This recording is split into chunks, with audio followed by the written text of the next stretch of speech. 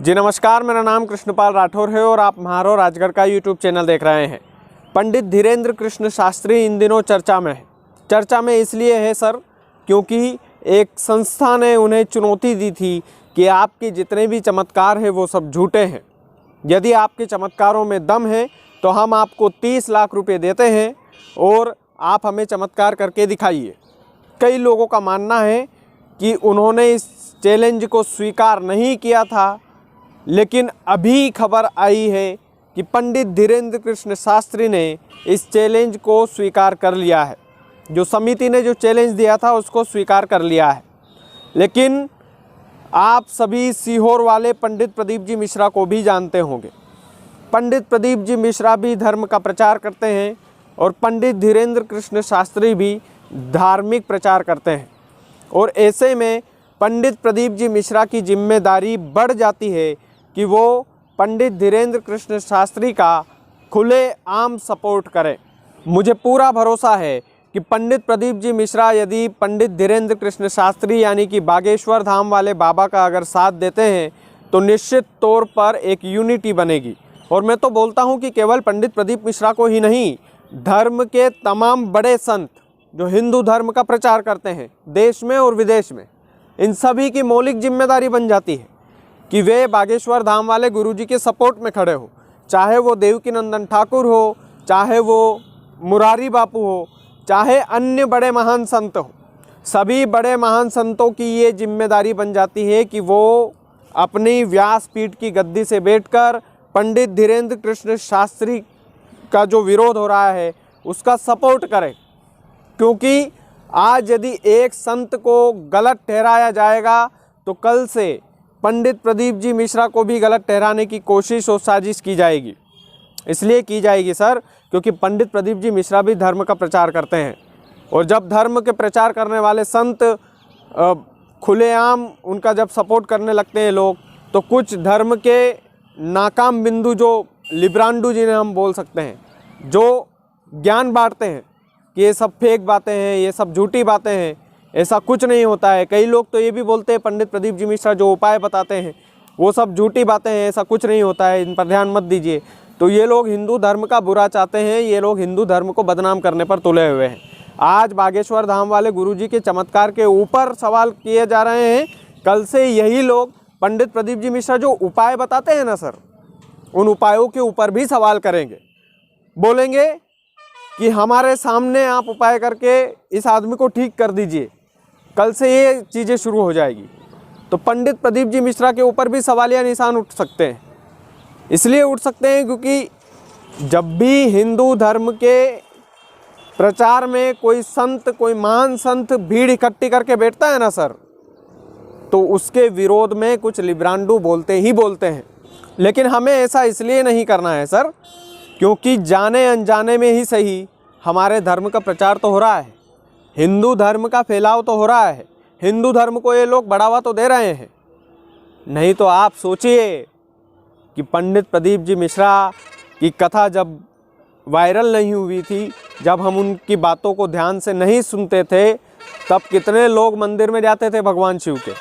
जब बागेश्वर धाम वाले बाबा की कथा हम लोग नहीं सुनते थे, तब हनुमान जी की पूजा कितने लोग करते थे। मैं ये नहीं बोल रहा हूँ कि भैया पहले पूजा नहीं होती थी, होती थी पहले भी, लेकिन इतनी भारी मात्रा में नहीं होती थी।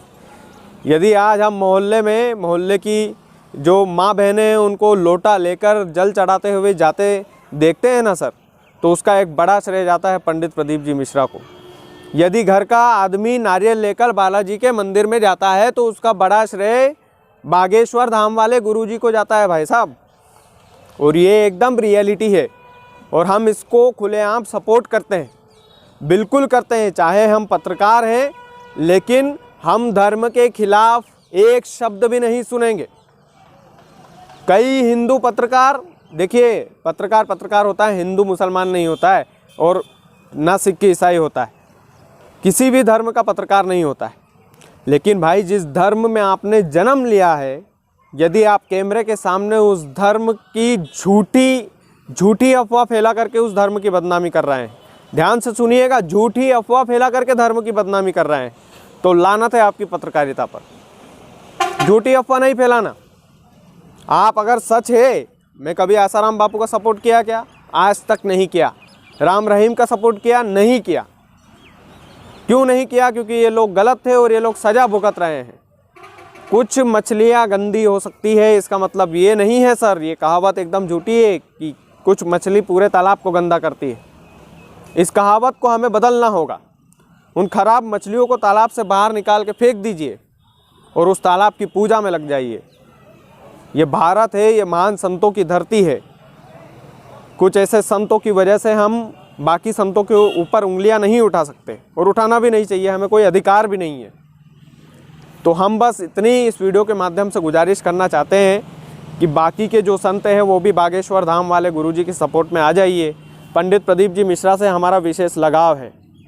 मुझे पता है कि वो मेरे कई सारे वीडियोस देखते भी होंगे, मुझे ऐसा विश्वास है, क्योंकि मैंने उनके ऊपर ये मान लीजिए PhD कर रखी है एक तरह से। जिस मोहल्ले में, जिस मंदिर में वो पूजा करते थे, जिन दोस्तों के बीच में उन्होंने बचपन बिताया है, उन सभी को मैं कैमरे के सामने लेकर के आया हूँ। तो पंडित प्रदीप जी मिश्रा, यदि आप इस वीडियो को भी देख रहे हैं या उनके भक्त इस वीडियो को देख रहे हैं तो उन तक इस वीडियो को ज़रूर पहुँचाइएगा। हमारी और हमारे भक्तों की, मेरी और आपसे, आपके सभी भक्तों की बस यही एक गुजारिश है कि आप बागेश्वर धाम के गुरुजी का सपोर्ट कीजिए। आपके सपोर्ट से निश्चित तौर पर भूचाल आएगा, बदलाव आएगा और जो लोग धर्म के ऊपर उंगली उठा रहे हैं उनको एक करारा जवाब मिलेगा। हमें ऐसी उम्मीद है और इस उम्मीद को तोड़िएगा मत। मुझे पूरा भरोसा है, जब मैंने एक वीडियो बनाया था पठान फिल्म को लेकर कि इस पठान फिल्म का विरोध कीजिए पंडित जी, तो पंडित प्रदीप जी मिश्रा ने उस पठान फिल्म का विरोध किया था, खुलेआम किया था। तो अगर बागेश्वर धाम वाले गुरुजी के सपोर्ट में पंडित प्रदीप जी मिश्रा आते हैं तो निश्चित तौर पर जो विरोधी हैं उनका मुंह बंद हो जाएगा। जितने भी गुरु हैं, धार्मिक गुरु हैं, वो सब बागेश्वर धाम के गुरुजी का सपोर्ट कीजिए। हमारे धर्म का प्रचार जिस तरह से आप कर रहे हैं, आप करते रहिए।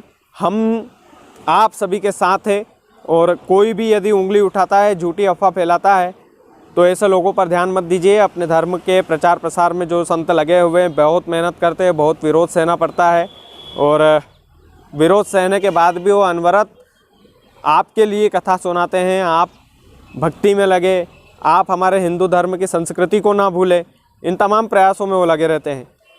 तो ऐसी उम्मीद है कि आप मेरी बात को समझे होंगे और इस वीडियो को ज़्यादा से ज़्यादा शेयर कीजिएगा। चैनल को अगर आपने सब्सक्राइब नहीं किया है तो प्लीज़ कर लीजिएगा। बहुत बहुत धन्यवाद।